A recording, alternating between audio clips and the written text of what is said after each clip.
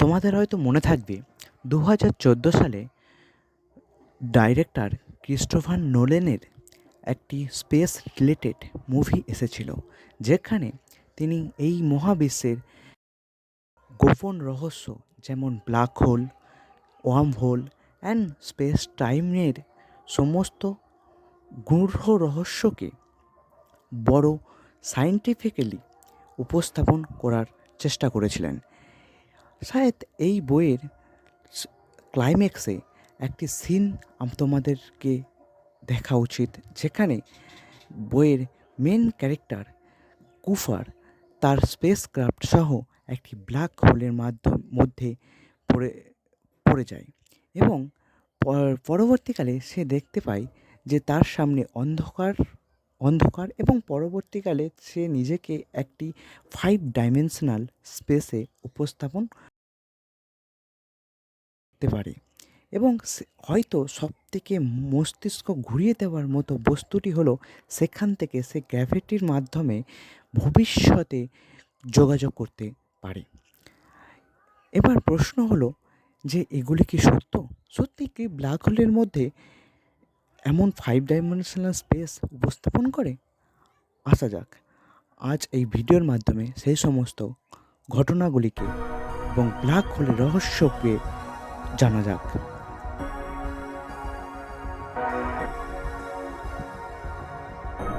Black হোলের ইতিহাস কিন্তু খুব একটা পুরনো নয়, মাত্র 100 বছর। ব্ল্যাক হোলের ধারণা পাওয়া গিয়েছিল অষ্টাদশ শতাব্দীতে, যখন জন মিচেল এবং পিয়ের সাইমন এমন এক অন্ধকার নক্ষত্রের কথা কল্পনা করেছিলেন যার মহাকর্ষীয় টানে আলোও পালাতে পারে না। তবে এই ধারণাটিকে আধুনিক বিজ্ঞানে প্রকাশ করেছিল 1915 সালে স্যার আলবার্ট আইনস্টাইন রিলেটিভিটি তত্ত্বের মাধ্যমে। কিন্তু সবথেকে ইন্টারেস্টিং ঘটনাটি হলো স্যার আলবার্ট আইনস্টাইনও তাঁর এই ব্ল্যাক হোলের অস্তিত্বকে অস্বীকার করেছিলেন। তিনি ভাবতেও পারেননি যে এমন একটি বস্তু মহাবিশ্বে অবস্থিত যে কিনা আলোকেও তার নিজের মধ্যে সমাহিত করে নিতে পারে। কিন্তু তাঁর এই সমীকরণকে সমাধান করেছিলেন জার্মান বিজ্ঞানী কার্ল শোয়ার্জচাইল্ড। তিনি এই সমীকরণগুলির জ্যামিতিক আকার প্রকাশ করেন, যা কিনা একটি গোলাকার চক্রের মতো দেখায়। 1939 সালে রবার্ট ওপেনহাইমার এবং হার্টল্যান্ড দেখান যে একটি বিশাল নক্ষত্র তার জীবনের শেষে মহাকর্ষীয় সংকোচনের মাধ্যমে তার কেন্দ্রে জমা হয় এবং একটি ব্ল্যাক হোল তৈরি হয়। 1963 সালে প্রথম ব্ল্যাক হোলের ঘূর্ণায়মান ল্যান্ড দেখান যে একটি বিশাল নক্ষত্র তার জীবনের শেষে মহাকর্ষীয় সংকোচনের মাধ্যমে তার কেন্দ্রে জমা হয় এবং একটি ব্ল্যাক হোল তৈরি হয়। 1963 সালে প্রথম ব্ল্যাক হোলে 1967 সালে জন হুইলার এই বিস্ময়কর বস্তুর নাম দেন ব্ল্যাক হোল। 1971 সালে বিজ্ঞানীরা প্রথম ব্ল্যাক হোলের অস্তিত্ব সম্পর্কে সর্বজনীন স্বীকৃতি দেন। ব্ল্যাক হোল নামটার মাধ্যমে আমাদের কাছে একটা সত্য গোপন করা হয়, কারণ ব্ল্যাক হোল কি সত্যিই ব্ল্যাক? আসা যাক আজ এই ঘটনা থেকে তার সত্যতা উন্মোচন করা যাক। ছবিতে যে ব্ল্যাক হোলটি দেখছো তোমরা, এটা মুভির ব্ল্যাক হোল, কারণ মানুষের দ্বারা তোলা ব্ল্যাক হোলের ছবি থেকে স্পষ্টভাবে তেমন কিছু বোঝা যায় না।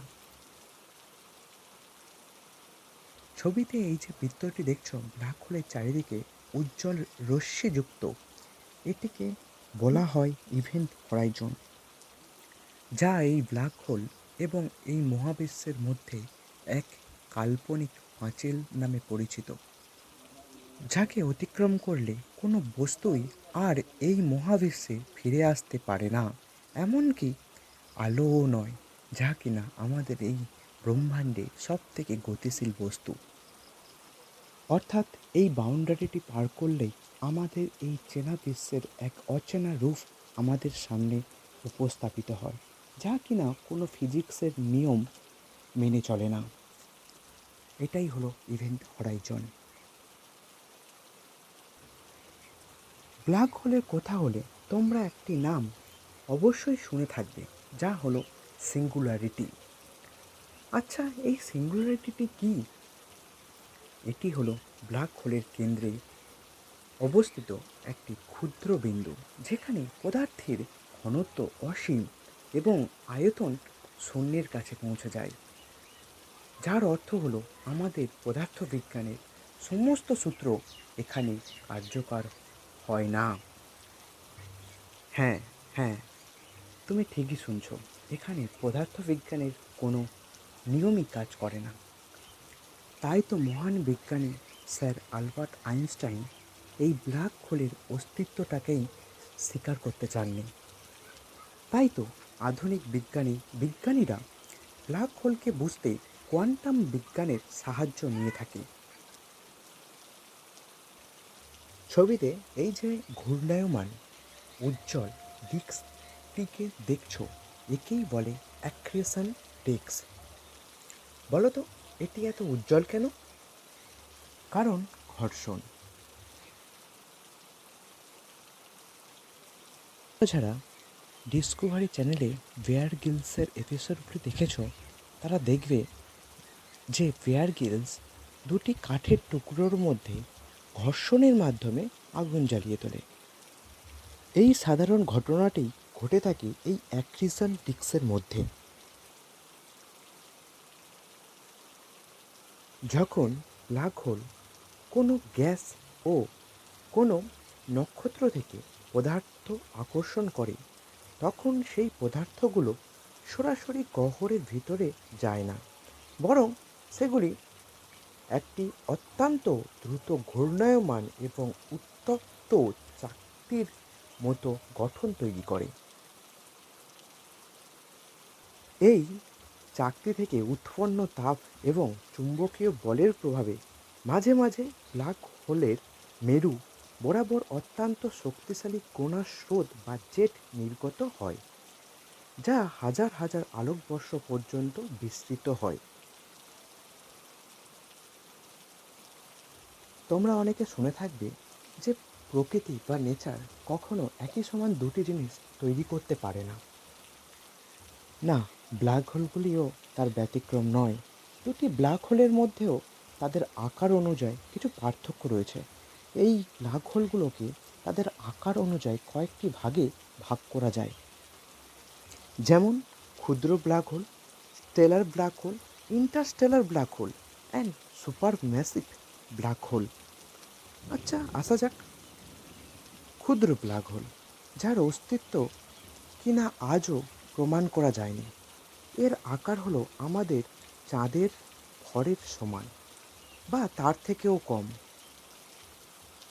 আবার স্টেলার ব্ল্যাক হোল সাধারণত সূর্যের চেয়ে 20 গুণ বা তারও বেশি ভরের নক্ষত্রের শেষের পরে এটি তৈরি হয়। অন্যদিকে সুপার ম্যাসিভ ব্ল্যাক হোল প্রায় প্রতিটি বড় গ্যালাক্সির কেন্দ্রে অবস্থিত করে, যেমন আমাদের মিল্কি ওয়ে গ্যালাক্সির কেন্দ্রে অবস্থিত স্যাজিটেরিয়াস এ ব্ল্যাক হোল, যার ভর সূর্যের তুলনায় প্রায় 40 লক্ষ গুণেরও বেশি। অন্যদিকে ইন্টারস্টেলার ব্ল্যাক হোলের সম্পর্কে বিজ্ঞানীদের মধ্যে দীর্ঘকাল বিতর্ক থাকলেও সাম্প্রতিক পর্যবেক্ষণে এদের প্রমাণ পাওয়া গেছে। এছাড়াও এক প্রকার ব্ল্যাক হোলের কল্পনা করা যায়, যার নাম অতি দানবীয় ব্ল্যাক হোল, যার ভর সূর্যের তুলনায় প্রায় 618 লক্ষ গুণের বেশি, যার অস্তিত্ব সম্পর্কে এখনো কোনো প্রমাণ পাওয়া যায়নি। এখন একটা প্রশ্ন তোমার মনে আসতেই পারে যে আমাদের সূর্য কি কখনো ব্ল্যাক হোল হতে পারে? তোমার এই প্রশ্নের উত্তরটি দিয়েছিলেন এক ভারতীয় আমেরিকান বিজ্ঞানী সুব্রমণ্যন চন্দ্রশেখর, জানার তত্ত্বকে আজ আমরা চন্দ্রশেখর লিমিট নামে জানি। তিনিই প্রথম বলেছিলেন যে আমাদের সূর্য কখনো ব্ল্যাক হোল হবে না। ইনফ্যাক্ট তিনি বলেছিলেন যে কোন নক্ষত্রটি ব্ল্যাক হোল হতে পারে। এই তত্ত্বের জন্য তিনি ফিজিক্সের নোবেল প্রাইজও পেয়েছেন।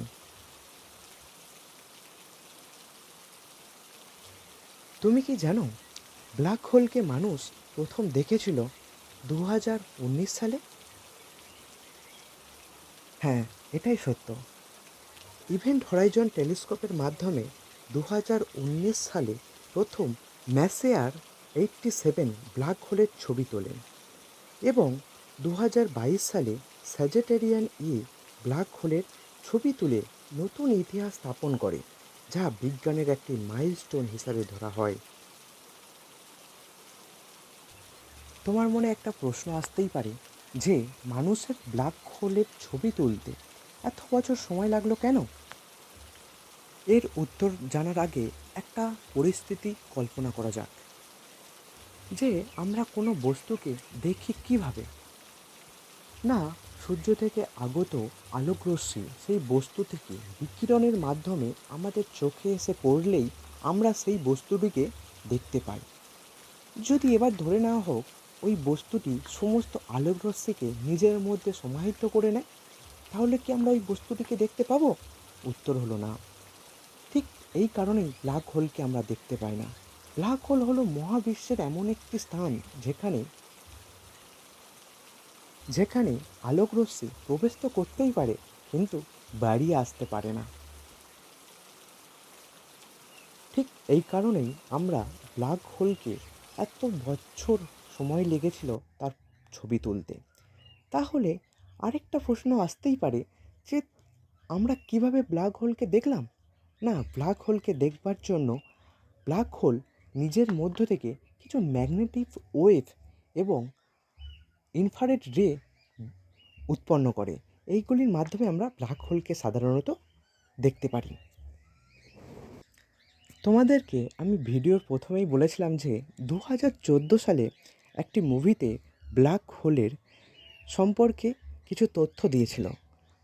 এবার তোমার মনে প্রশ্ন আসতে পারে যে মানুষ তো 2019 সালে প্রথম ব্ল্যাক হোলের ছবি তুলেছিল, তাহলে কিভাবে 2014 সালে আসা একটি মুভিতে ব্ল্যাক হোল নিয়ে উপস্থাপন করা হয়েছিল? এর একটি ইন্টারেস্টিং ফ্যাক্ট রয়েছে।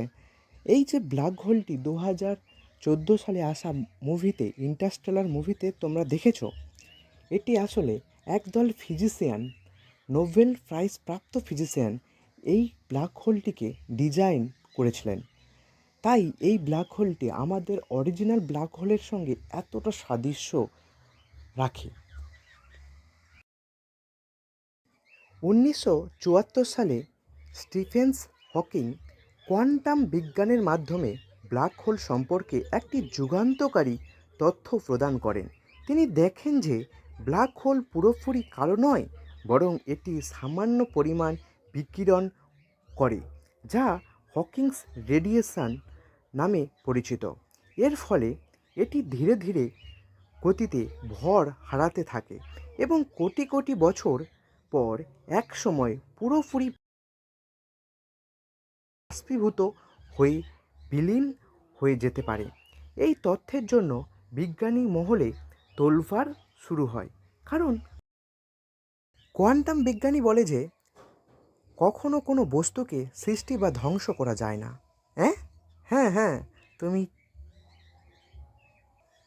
তাই এই হাইপোথিসিস নিয়ে বিজ্ঞানীদের মাঝে ব্যাপক বিতর্ক রয়েছে। তাই তো ব্ল্যাক হোল আজ আর কেবল মহাকাশের কোনো অন্ধকার গর্ত নয়, বরং এটি মহাবিশ্বের গূঢ়তম রহস্যের উন্মোচনের চাবিকাঠি। জেনারেল রিলেটিভিটি থিওরি থেকে শুরু করে মহাবিশ্বের সূত্র সবই ব্ল্যাক হোলের সীমান্তে এসে মিলেছে। গত এক দশকে ইভেন্ট হরাইজন টেলিস্কোপের প্রথম ছবি থেকে শুরু করে জেমস ওয়েব আদিম মহাবিশ্বের দানবীয় ব্ল্যাক হোলের আবিষ্কার পর্যন্ত যাত্রাটি বিজ্ঞানের ইতিহাসে এক গৌরবময় অধ্যায়। সম্প্রতি আবিষ্কারগুলির আমাদের ভাবতে বাধ্য করেছে যে মহাবিশ্বে কেবল একটি বল নয় ভাবতে বাধ্য করেছে যে মহাকর্ষ কেবল একটি বল নয়, বরং এটি তথ্যের এক জটিল বিন্যাস। আগামীর প্রযুক্তি হয়তো ব্ল্যাক হোলের সিঙ্গুলারিটির আগামীর প্রযুক্তি হয়তো আমরা ব্ল্যাক হোলের একদম ভেতরে সিঙ্গুলারিটির রহস্য সমাধান করতে পারব, যা আমাদের মহাবিশ্বের সৃষ্টির তত্ত্বের পূর্ণাঙ্গ ছবি বুঝতে সহায়ক করবে। আমরা আশা করতে পারি যে মানুষের এই যে জ্ঞান অর্জনের তৃষ্ণা মহাবিশ্বের সবচেয়ে অন্ধকার সীমানাগুলোকেও একদিন জয় করবে। ভিডিও লাস্টে একটি প্রশ্ন তোমাদের জন্য। আচ্ছা বলো তো, ব্ল্যাক হোলকে বাংলায় কি বলা হয়? সঠিক উত্তরটি প্রিন্ট কমেন্টে দিয়ে দেব। এই দিয়ে শেষ করলাম আজকের ভিডিও। জয় হিন্দ।